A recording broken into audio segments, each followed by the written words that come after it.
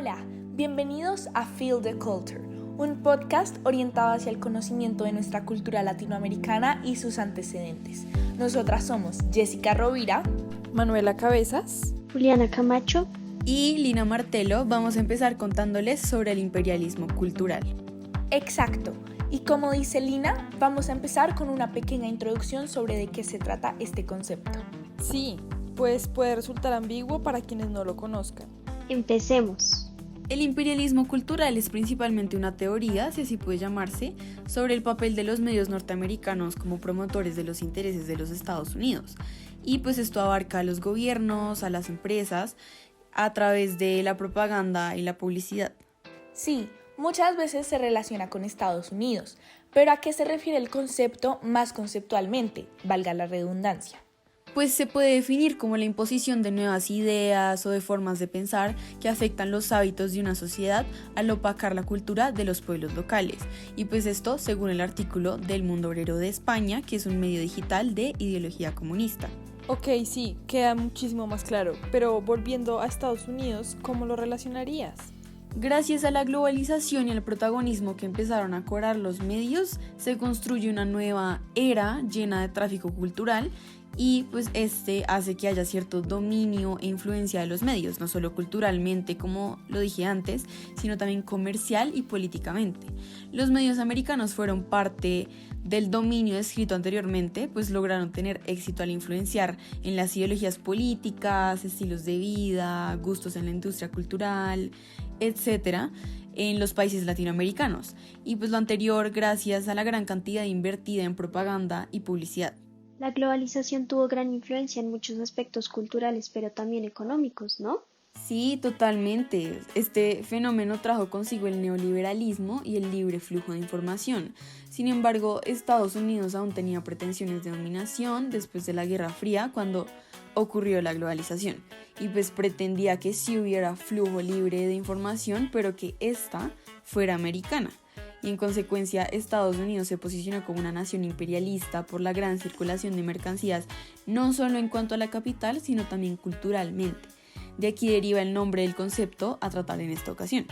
Incluso lograron esparcir su idioma por todo el mundo para facilitar la comunicación mundial. Y aún así, el país americano sigue buscando mantener este imperialismo mediante el capitalismo digital en las redes sociales y plataformas digitales con el tratamiento de datos e información de los usuarios para incrementar las estrategias de marketing y pues, de consumo. ¿Qué opinas sobre el papel que tuvieron los medios o qué fines tuvo finalmente ante el imperialismo? El esparcimiento de los medios era justificado por fines positivos como la alfabetización o el desarrollo industrial en los países tercermundistas. Sin embargo, hay autores como Schiller que dicen que esto tenía la función de convertir los países subdesarrollados en mercados de consumo. En el texto La cursilería de Néstor García Canclini se evidencia esto que digo, pues resalta cómo los latinoamericanos buscamos ser cultos y elegantes y pues con los medios y el consumismo, entre comillas, lo lográbamos, ya que al final el subdesarrollo es una condición estructural de la que no se sale de la noche a la mañana. Hay que hacer cambios en la estructura y no en el consumismo. Al principio mencionamos que el imperialismo cultural se relacionaba específicamente con Estados Unidos, pero ¿dónde más se ve? ¿En qué otras situaciones?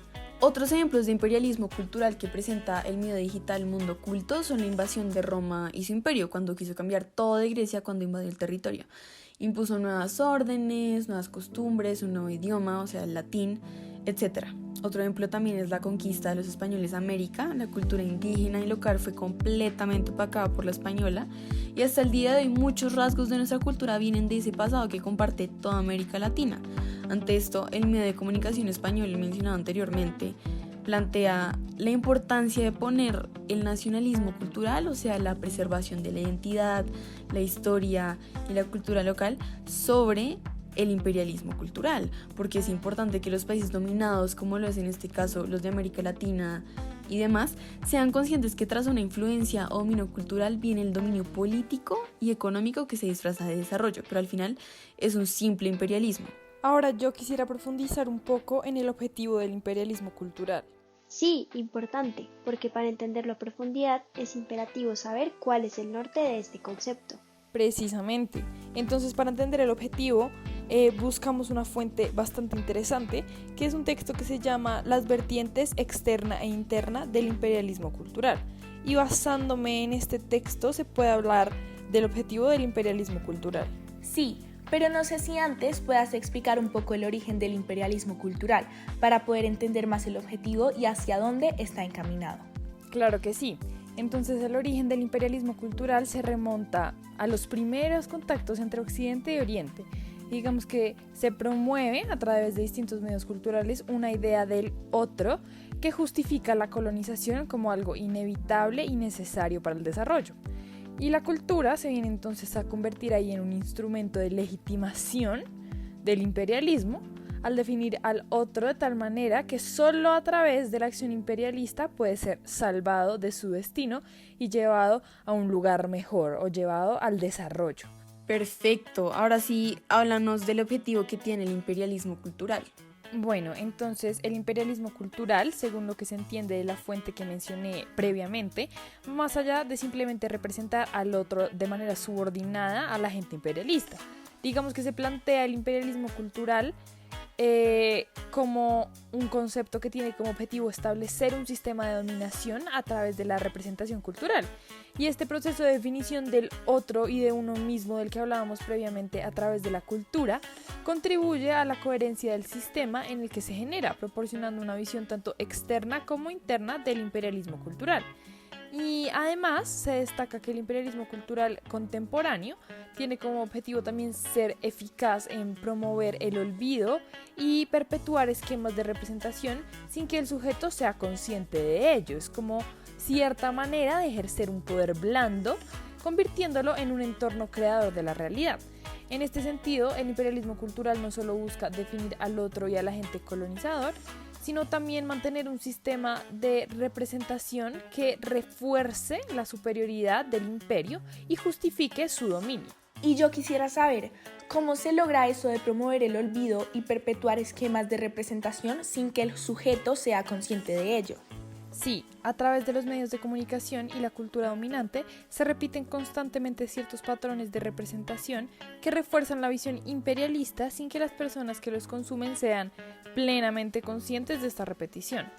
Y digamos que esta repetición constante de esquemas de representación contribuye a que el sujeto se convierta en un eterno creador de realidad. Y esto se da ya que los sujetos internalizan y reproducen inconscientemente las narrativas y valores imperiales sin cuestionarlos de ninguna manera. Ahora, ya que mencionaste los medios de comunicación, quisiera profundizar en este tema. Los medios de comunicación pueden actuar como vehículos para la difusión del imperialismo cultural de varias maneras. En primer lugar, el dominio de las grandes empresas de medios. En muchos casos, las grandes empresas de medios de comunicación están controladas por conglomerados multinacionales que tienen intereses económicos y políticos en todo el mundo. Estas empresas pueden promover y difundir ideas y valores de la cultura dominante, a menudo occidental, a través de sus plataformas mediáticas globales. También la homogeneización cultural. Los medios de comunicación tienden a promover ciertos estándares culturales que pueden reflejar los valores y normas de la cultura dominante. Y esto puede llevar a la homogeneización cultural, donde las culturas locales se ven, digamos que amenazadas por la predominancia de una cultura globalizada que se difunde a través de los medios de manera masiva. Tienes toda la razón. Yo quisiera mencionar la circulación de productos culturales. Las películas, programas de televisión, música y otros productos culturales producidos en países dominantes pueden llegar a audiencias globales a través de los medios de comunicación. Esto puede influir en las percepciones y preferencias culturales de las personas en todo el mundo, a menudo en detrimento de las culturas locales. Muchas gracias por sus aportes. Faltan dos cosas por mencionar: los estereotipos y representaciones sesgadas. Los medios de comunicación a menudo perpetúan estereotipos culturales y representaciones sesgadas de ciertos grupos étnicos, regiones o países. Estos estereotipos pueden contribuir a la marginalización y la discriminación de ciertas culturas, así como a la promoción de una visión dominante y simplificada del mundo. Y por último, el control de la información y narrativas. las grandes empresas de medios de comunicación pueden ejercer un control significativo sobre qué historias se cuentan y cómo se presentan al público. Esto puede sesgar la percepción pública de eventos internacionales y reforzar la agenda política y económica de los países dominantes. Todo lo anterior es información muy valiosa y para complementar me gustaría citar un blog llamado Origen Arts que dice, abro comillas, hay 3 mecanismos con los que el hombre sabotea sus intentos por comprender a fondo su entorno. Son fenómenos que ocurren en la comunicación humana y son la generalización, la eliminación y la distorsión. Los medios masivos de comunicación aprovechan estos mecanismos para, por decirlo de alguna forma muy cruda, controlar indirectamente el comportamiento y conducta de las personas. El imperialismo cultural en la comunicación es un enfoque crítico en el que se subrayan los peligros de permitir un flujo pronunciadamente unidireccional desde una sola fuente de información que no recibe idealmente a cambio una dosis igual o muy cercana a la que esta proporciona hacia el exterior, digamos. La cultura es todo un conglomerado complejo de estructuras físicas e ideales y estos pueden condicionarse, administrarse y dominarse mediante secreciones neuronales bien planeadas, configuradas y distribuidas para impactar en el consciente colectivo, desde ya sea toda una civilización, una población, localidad, grupo o individuos específicos. Qué interesante todo lo que dijeron. Por ende, los mecanismos de generalización, eliminación y distorsión en la comunicación humana actúan como barreras que obstaculizan el entendimiento completo del entorno. Estos fenómenos son aprovechados por los medios masivos de comunicación para influenciar indirectamente el comportamiento y la conducta de las personas. El enfoque crítico del imperialismo cultural en la comunicación resalta los riesgos de permitir un flujo unidireccional de información desde una única fuente, sin recibir una contraparte equitativa. La cultura, entendida como un conjunto complejo de estructuras físicas e ideales, puede ser manipulada mediante estrategias neurales diseñadas para impactar en el consciente colectivo, sea a nivel de civilizaciones, poblaciones o individuos específicos.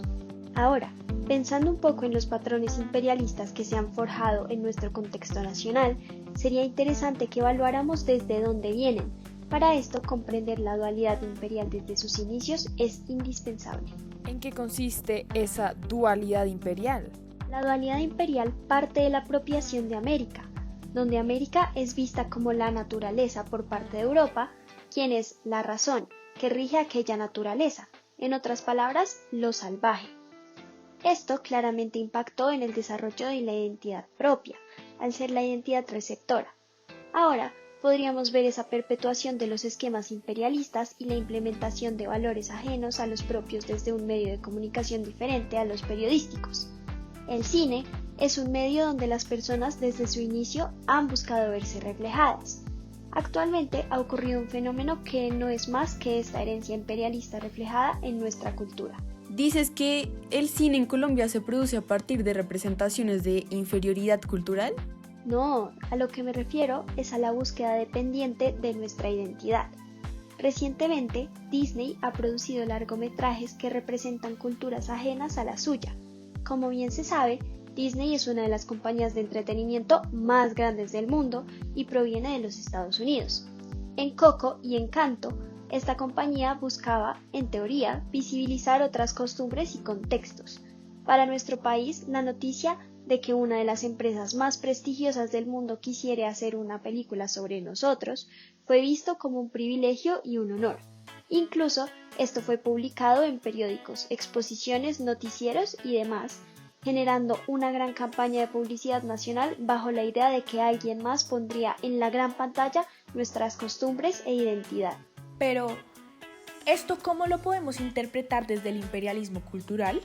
Claro, lo que sucede es que al ser nosotros los colombianos, en este caso, los dominados por el imperio cultural moderno, creemos que nosotros mismos no somos capaces de presentarnos al mundo apropiadamente, sino que necesitamos que alguien más lo haga por nosotros. Generalmente las películas hechas por colombianos o en Colombia no son ni siquiera populares dentro de nuestro mismo territorio. Si estas llegan a tener prestigio, como por ejemplo El abrazo de la serpiente, es porque algún festival europeo las premió o fueron nominadas a premios internacionales. Esto bajo la percepción de ser contenido exótico, natural o representativo de la violencia de nuestro país subdesarrollado. Este es el mismo caso en Encanto. Alguien, foráneo y de más prestigio artístico, tuvo que hacer una película exotizada y fuera de lo común para que el resto de Occidente y del mundo tuviera una vista de lo que es nuestro país. Asimismo, nosotros, fascinados y alienados por lo ajeno e importado, le dimos un valor representativo e identificador de nuestra realidad, perpetuando así nuevamente aquel esquema de representación imperialista. Y con esto llegamos al final de otro fascinante episodio de Feel the Culture en nuestro recorrido por el concepto del imperialismo cultural y su impacto en nuestras vidas. Hemos explorado cómo los medios de comunicación, la globalización y la perpetuación de estereotipos contribuyen a la dominación cultural, desde las raíces históricas de la dualidad imperial hasta los ejemplos contemporáneos en la industria del entretenimiento. Hemos desentrañado las complejidades de este fenómeno. Ahora más que nunca es crucial mantenernos alerta y críticos ante las narrativas dominantes, preservando y valorando nuestras propias identidades culturales. Sigamos explorando, aprendiendo y sintiendo la riqueza de nuestra cultura latinoamericana y sus antecedentes. Hasta la próxima y no se pierdan nuestro próximo episodio lleno de nuevas perspectivas para sentir la cultura en cada paso que damos.